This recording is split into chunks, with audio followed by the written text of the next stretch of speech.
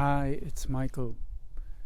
Today's brief talk is about escalations of the mind plus the life energy bank account. So it is said that the mind is a tool for the spirits, the souls interfacing with this physical world. It's a tool for communication. It's a tool for science, for playing chess, and so on. So it's a tool. We, as the spirits, should be running the mind. Yet, for most of us, it's the mind that runs the person, the incarnation. And that is a tragedy and leads to very unpleasant consequences.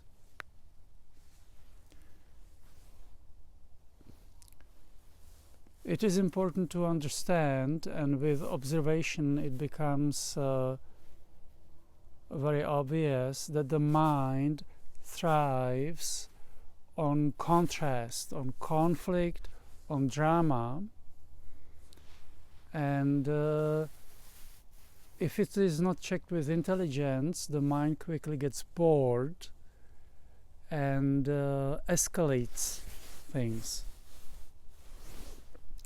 So, to give a few examples, you consider it's winter, so let's consider skiing. Cross-country skiing,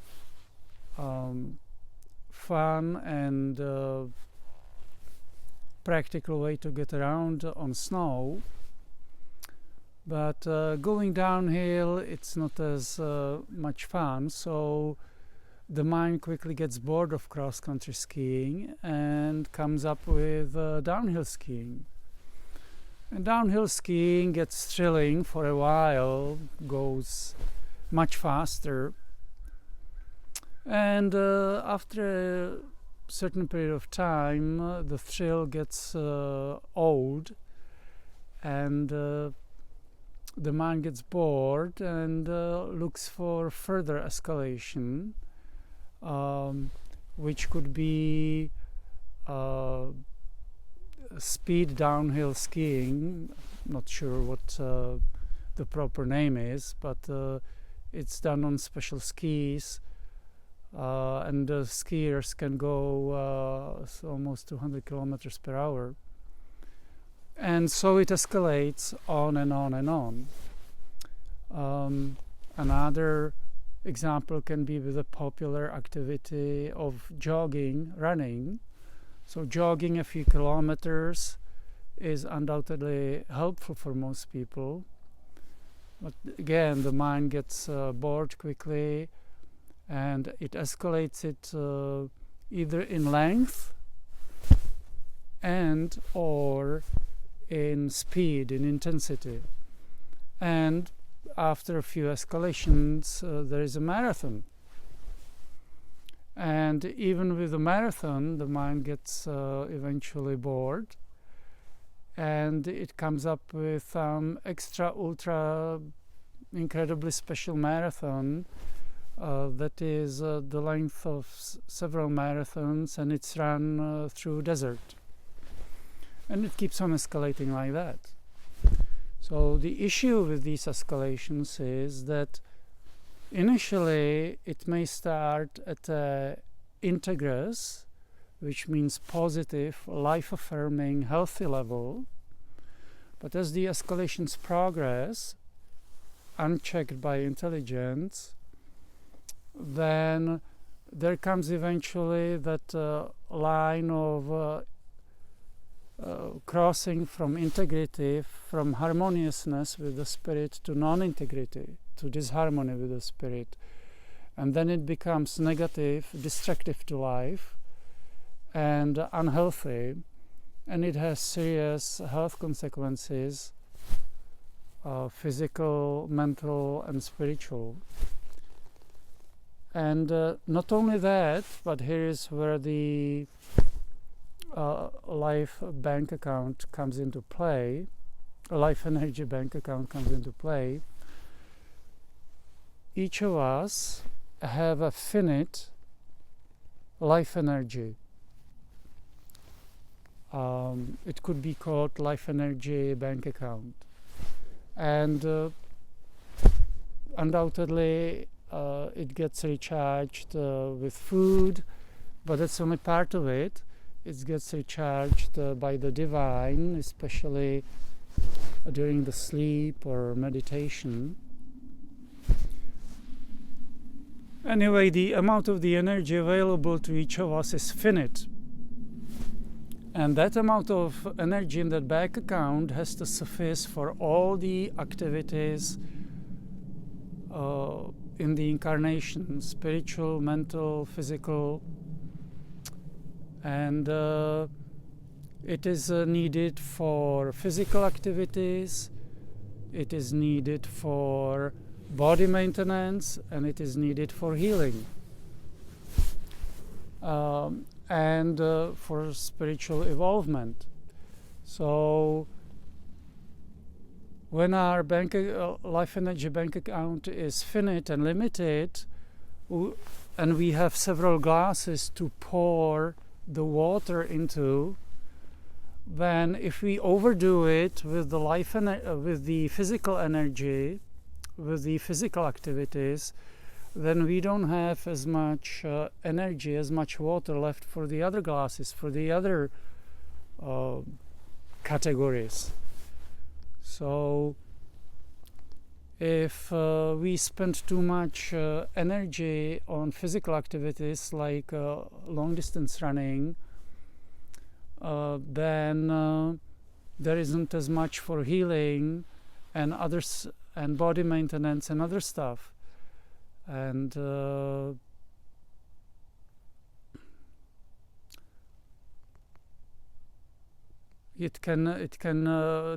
energy depletion can lead to whatever. It can even lead to cancer in more extreme cases. And that's only the physical symptoms. The spiritual symptoms, or in the spiritual way, which is even more important, because as it is said, we are spiritual beings, we are as souls and spirits, then it can get us stuck energetically, spiritually, and that's even worse than acquiring some kind of a disease, physical disease. So it is important to check the mind with intelligence and to discern when the mind escalates it too far. Now, sometimes it's easy to tell. It's obvious that running a marathon is way too much. Yet for some people, even fit people, fitness doesn't mean good health. Even for fit people, jogging or running 10 kilometers may be way too much already. Even though they can physically do it easily, it may be too depleting for their energy, for their life energy bank account, and then it takes away from the other activities in this world. So and on top of this, there is another form of escalation of the mind, which may not be more draining energetically in the sense as a intense physical activity does, but it is indicative of the person's disregard for his or her life and for the gift of life. The gift of life, as it is said, comes from the divine, and it should be revered and treated with respect and kindly. And when it is taken into extreme, even though it may not be draining energy, and physically, it's still in a way draining spiritual energy or getting stuck spiritually. And it is when we engage in activities that risk our life for glamour and vanity. An example is, you can see from this YouTube channel that there are plenty of videos about motorcycle riding. So motorcycle riding is very enjoyed and it's fine, it is integrous. But when the mind gets bored with normal motorcycle riding and it wants more excitement and it goes for motorcycle racing, that's when it crosses into the non-integrous, non-harmonious with the spirit, with the divine territory. Because in racing, one pushes the limits and risks one's life for what? To say, yeah, I won, I did it. Like, it's stupid, it's idiotic. Yet that's how the mind operates, and if we don't check it with our intelligence, then we can get carried away with it very easily. Even otherwise extremely smart people with very high education can get easily carried away like that. So stuff like racing or jumping out of airplanes with parachutes, and then even that is not enough for some people, and then they have to jump out of airplanes with or off a cliff with those flying suits. So they just glide, they just fly not far off the ground very fast. So again, all this is non-integrous, which means disharmonious with the spirit, with the divine, and it demonstrates the person's lack of understanding of life and disregard for life, for the gift of life, which is divine, which is holy. Okay, so that is it for this talk. Well, one mentioning actually still is sometimes it may be difficult to tell where that fine line is for crossing from the harmonious to the disharmonious. And there is a healthcare technique that can help identify that, because for every person it's different. One person may be able to run 10 kilometers harmoniously with the divine. Another person, it may be way too much.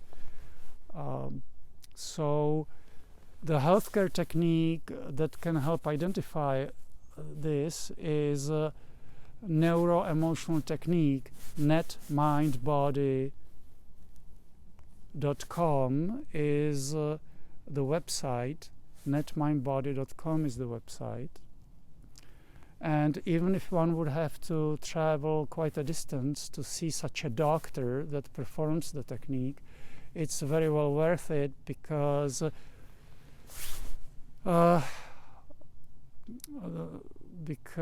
if one steps over into the disharmonious territory, it can take even sometimes, if it goes too far, it can take even more than one lifetime, one incarnation to recover from it.